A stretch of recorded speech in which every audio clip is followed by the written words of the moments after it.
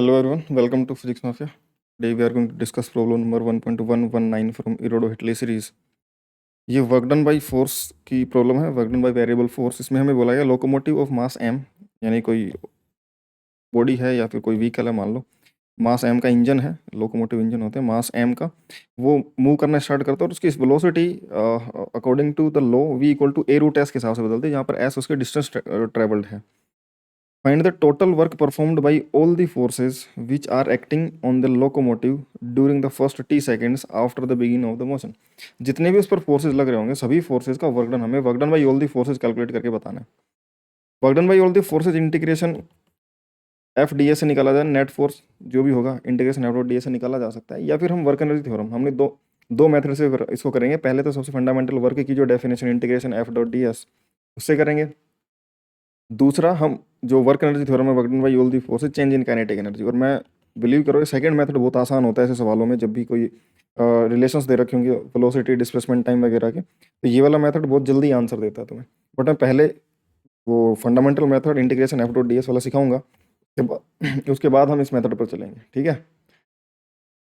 तो हमें जो दे रखा है speed as a function of S V equal to A root S दे रखा है, D S by D T A root S है। हम क्योंकि टाइम के फंक्शन में हमसे पूछा गया है कि वर्क डन कितना होगा, तो हमें टाइम के फंक्शन में जाना है। टाइम के फंक्शन में हम इसी तरीके से जा सकते हैं कि वेलोसिटी को D S by D T लिखा जाए, स्पीड को rate of change of distance लिखा जाए। दूसरा हम ये भी एक्सेलेरेशन को वी वेलोसिटी को हम एक्सेलेरेशन के फॉर्मेट में जो लिखना चाहते हैं वेलोसिटी को डिस्प्लेसमेंट में D S by D T लिख सकते हैं, है ना। अगर एक्सेलेरेशन होता तो हम उसको A equal to V D by D S भी लिख पाते। अगर एक्सेलेरेशन दे रखा होता तो वी और एस का रिलेशन भी निकाल पाते। समझ में आ गई बात। या फिर उसको डी बाई डी टी लिख करके टाइम में भी जा सकते थे, लेकिन यहाँ पर वेलोसिटी और डिस्टेंस का रिलेशन है, तो वेलोसिटी को हम डिस्टेंस के फॉर्मेट में डिस्टेंस के फॉर्मेट में D S by D T लिख सकते हैं। तो यहाँ से एस और टी का रिलेशन बन जाएगा, जिसको हम आगे वेलोसिटी और एक्सेलेरेशन को टाइम के फंक्शन में लिख पाएंगे। तो D S by D T A root S है, रूट एस एस वाले वेरिएबल एक तरफ आ गए, टाइम वाले को उधर भेज दिया, इंटीग्रेशन कर दिया। टी इक्वल टू जीरो पर ये चलना स्टार्ट होता है, तो वहाँ पर डिस्टेंस ट्रेवल्ड जीरो होगा, तो टी इक्वल टू टी पर डिस्टेंस ट्रेवल्ड एस क्या होगा वो हमें मिल जाएगा। 1 में रूट एस है, इसका इंटीग्रेशन बन जाएगा रूट एस एस के पावर ऊपर जाएगा -1/2, उसका इंटीग्रेशन एस के पावर +1/2 अपन 1/2 2 पर आ जाएगा, 2 रूट एस इसका डिफरेंस इंटीग्रेशन होगा। लिमिट 0 से एस और यहाँ पर लिमिट डी टी का इंटीग्रेशन टी 0 से टी, तो ये टी बन जाएगा ए इंटू टी।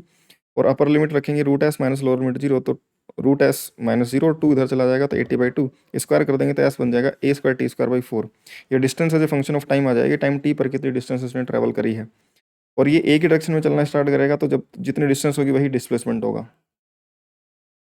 तो S as a function of T अगर A square by 4 into T square है, तो हमें वेलोसिटी यानी speed as a function of T लिखना हो तो V D S by D T से लिख सकते हैं। दोबारा से हम जो v को D S by D T put करके S as a function of T निकाला, उसको दोबारा से यूज करके हम अब S as a function of T आ गया, तो डिफरेंशिएशन से v as a function of T निकाला जा सकता है।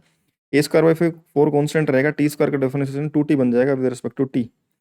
और ये जो बन जाएगा 2 से कट जाएगा, नीचे 2 आ जाएगा, तो v स्पीड जो बनेगी वो ए स्क्वायर टी बाई 2। इसको D S by D T को ए स्क्वायर बाई 2 इंटू टी भी लिखा जा सकता है, तो डी टी को उधर भेजकर डी एस की वैल्यू भी निकाली जा सकती है, A square by 2 into D T. ये पहले मेथड में हम काम में लेंगे डी एस, क्योंकि integration F dot D S variable forces होते हैं, तो हम इस तरीके से इंटीग्रेट करके वर्क डन निकालते हैं। फोर्स कांस्टेंट होता है, इंटीग्रेशन से बाहर आ जाता है, तो एफ डॉट एस बन जाता है।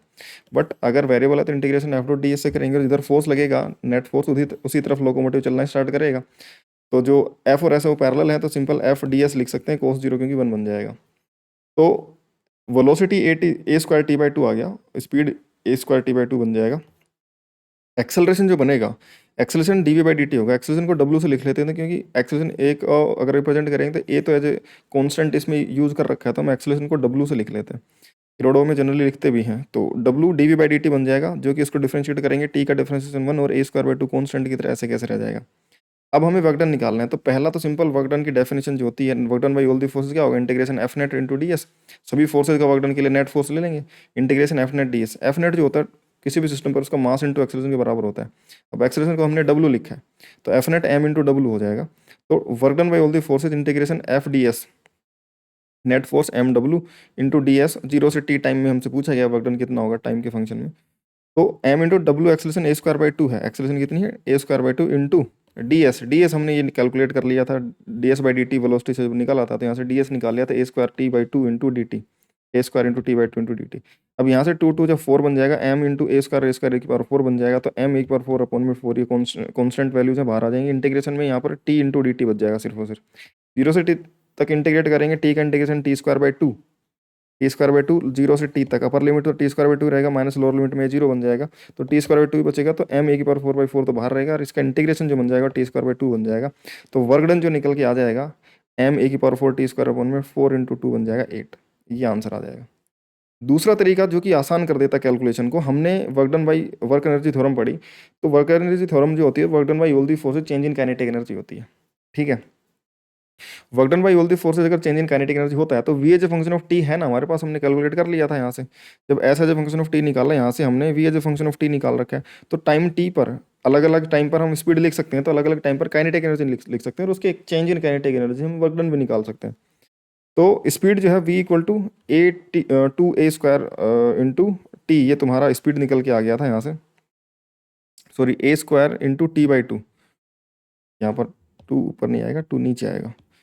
A square into T by two, ये speed as function of T आ गई थी। तो यहाँ पर टी की वैल्यू जीरो रखेंगे तो इनिशियल स्पीड जीरो आ जाएगी, टी की वैल्यू टू पर इनिशियल, टी की वैल्यू टी पर जनरल टाइम टी पर, तो टी की वैल्यू टी ही रखेंगे, तो ए स्क्वायर टी बाई टू ऐसे कैसे रहेगा। अब काइनेटिक एनर्जी इनिशियली तो स्पीड जीरो पर जीरो रहेगी, फाइनल स्पीड अगर A square T by to है तो फाइनल जो काइनेटिक एनर्जी बनेगी हाफ एम वी स्क्वायर, वो हाफ एम वी यानी कि ए स्क्वायर टी बाई टू इसका स्क्वायर, तो टू का स्क्वायर फोर और इंटू टू नीचे बन जाएगा एट, ऊपर एम है एक स्क्वायर का स्क्वायर एक पावर फोर और टी स्क्वायर, ये काइनेटिक एनर्जी फाइनल आ गई।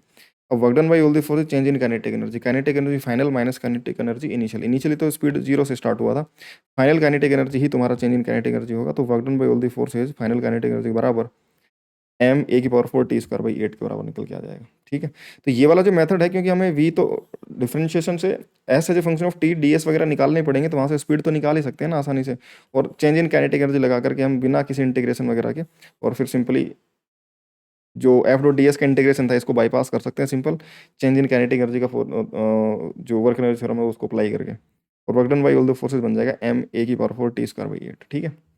आई होप कि तुम्हें समझ में आ गया होगा, कोई भी डाउट हो तो तुम कमेंट सेक्शन में पूछ सकते हो, और उसके अलावा अपना जो टेलीग्राम पर डाउट ग्रुप है माफियाज डाउट क्लास ग्रुप, वहाँ पर आकर के तुम मुझसे डायरेक्ट अपने डाउट डिस्कस कर सकते हो। उसके अलावा टेलीग्राम पर जो चैनल है फिजिक्स माफिया के नाम से, वहाँ पर जाकर उसको ज्वाइन करोगे तो क्लासेस की लिंक अपडेट सारे नोट्स वगैरह सारी तुम्हें चीज़ें वहाँ पर मिल जाएंगी, तो उसको भी ज्वाइन कर लेना, लिंक दोनों डिस्क्रिप्शन में दे रखी है, तो वहाँ से तुम जाकर के ज्वाइन कर सकते हो, ठीक है। बाकी यार मिलते हैं नेक्स्ट वीडियो में नेक्स्ट क्वेश्चन के साथ में, बाय।